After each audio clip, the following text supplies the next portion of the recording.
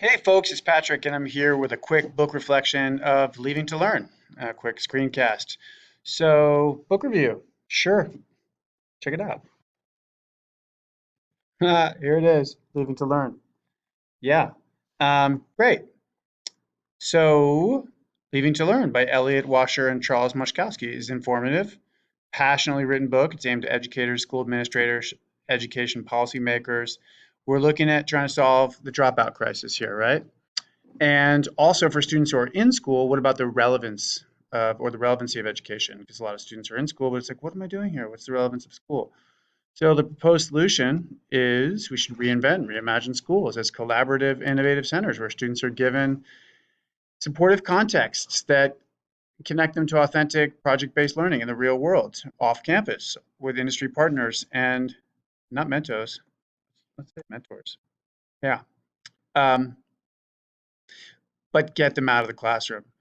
Or bring the world into the classroom, but more likely get them out of the classroom.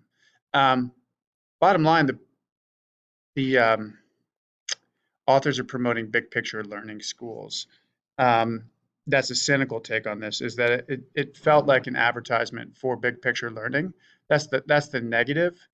Um, that might be hard to take if you teach at a school that's unwilling or unlikely because of design or political or funding constraints, unable to pursue such a model. But really, it does speak to the urgency of what's going on because the authors can point to their impressive successes that big picture learning schools have achieved. They have tons of experience, data, and anecdotes and personal experience that suggests how schools can be redesigned to address the challenges, to integrate curriculum with real world partners, and offer students meaningful out of school learning as a design feature for all students and not just for some and not as a one off. Um, so as we know, a lot of our schools are suffering from drill and kill approach to education, from No Child Left Behind and reaching all back to the industrial era. Um, this is emphasizing test scores. And of course, the leave to learning approach is a welcome change because it suggests that student engagement and their connection to their learning and what they find relevant, interesting, is going to drive academic outcomes. And that's for sure true. And I appreciate the focus on providing the inspiration, the support, and the meaning. Um, Especially for students who are not going to be attending four-year college. I happen to teach in a charter school in which we claim 99% of our students are accepted to a four-year school, and that is true. And even then, our whole thing is college prep. Um, so this isn't for everybody. Uh, Specific schools can have specific design features like that, but for your average American Unified Public High School, this is really welcome because huge amounts of students aren't going to four-year colleges, and even the ones that are dropping out at huge rates. And so we need to address the majority of students who are not going to be essentially UC or CSU scholars. And what are we talking about here? Well, there's the learning funnel, which is brought up from research from Roger Martin in 2009, which I found really helpful to conceptualize like what a lot of this work is.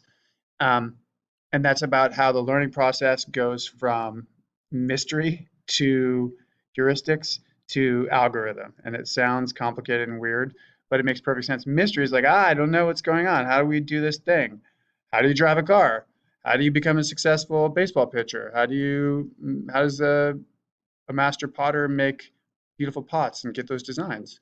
And then heuristics is like the tools and techniques and strategies of practical problem solving in your field. So how to throw a curveball and how to um, throw a pot. And that gets deeper and deeper and deeper until you reach the point of algorithm, which doesn't mean that you're a computer, but it does mean that you have a very sophisticated understanding of what it takes to solve a problem with a lot of um, you've done a lot of the pre-work, and so that you have strategies, tools, processes built in, and then you're improvising or adapting or innovating in order to achieve optimum results. And so we can see that with top athletes, and we can see that with top teachers. Hopefully we're going to get there. um, this book made me think of Big Picture Learning Schools. So if you haven't checked them out, there's their website right there, bigpicture.org. And you should probably check it out. They've got all kinds of cool stuff going on, and a lot of schools, and lots and lots there to look at. And I see big picture learning students on my BART commute, and Met West in Oakland is one of the schools that they have featured. So I'm pretty intrigued in, what they're up to.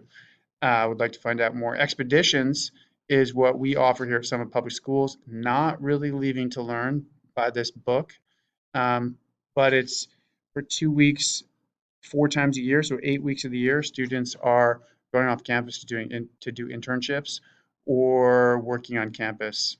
Um, with different alternative classes. So there's a expeditions course catalog that I listed there if you're interested. Would I recommend this to others? If you're in the field, if you're a high school teacher, if you're an educator, if you're a policymaker, um, definitely. Otherwise, there's a lot of inside baseball stuff here. Like it's really, really drilled into our the niche of what we're doing and the nitty gritty of what we're doing. Thanks for listening. Have a great one.